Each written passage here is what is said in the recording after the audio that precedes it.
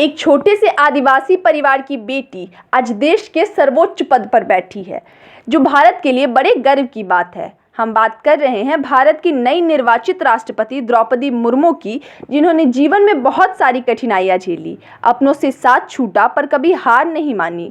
और यही मेहनत है कि कभी झोपड़ी में रहने वाली मुर्मू आज 340 कमरों वाले राष्ट्रपति भवन में रहेंगी। इनकी राजनीति की कहानी शुरू होती है 1997 में, जब वे पहली बार चुनाव लड़ी और ओडिशा के रायरंगपुर जिले से पार्षद चुनी गई। इसके बाद वह जिला परिषद की उपाध्यक्ष भी चुनी गई। वर्ष 2000 में विधानसभा चुनाव लड़ी। रायरंगपुर विधानसभा से विधायक चुने जाने के बाद उन्हें बीजेद और भाजपा गठबंधन वाली सरकार में स्वतंत्र प्रभार का राज्य मंत्री बनाया गया। अब बात करें कि बीजेपी ने राष्ट्रपति पद के लिए इन्हें क्यों चुना, तो पहचान की राजनीति भारत की राजनीति में काफी मायने रखती है। दरअसल बीजेपी ने द्रौपदी मुर्मू के रूप में देश का पहला आदिवासी समुदाय का राष्ट्रपति देने का फैसला यूं ही अचानक नहीं लिया। इसके पीछे भी दूर की सोच रही है, और इस सोच में आदिवासी समाज में मुर्मू के बहाने बीजेपी की साख बनाना भी निश्चित ही शामिल रहा है। 2002 में मुर्मू को ओडिशा सरकार में मत्स्य एवं पशुपालन विभाग का राज्य मंत्री बनाया गया। 2006 में उन्हें भाजपा अनुसूचित जनजाति मोर्चा का प्रदेश अध्यक्ष बनाया गया। 2009 में वह रायरंगपुर विधानसभा से दूसरी बार भाजपा के टिकट पर चुनाव जीती। इसके बाद 2009 में वह लोकसभा चुनाव भी लड़ी, लेकिन जीत नहीं पाई। 2015 में द्रौपदी को झारखंड का राज्यपाल बनाया गया। तब से 2021 तक उन्होंने राज्यपाल के तौर पर अपनी सेवाएं दी। वहीं मुर्मू के बहाने बीजेपी की नज़र आगामी राजस्थान विधानसभा चुनाव के आदिवासियों के प्रभाव वाले 70 सीटों पर भी है।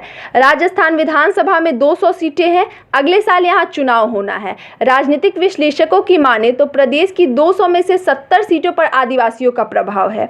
यहां 25 रिजर्व सीटों के अतिरिक्त 8 सीटों पर वर्तमान में आदिवासी विधायक है। ऐसे में बीजेपी की आदिवासी समाज में अच्छी शाख आगामी चुनाव के नतीजे में पार्टी का फायदा करा सकती है।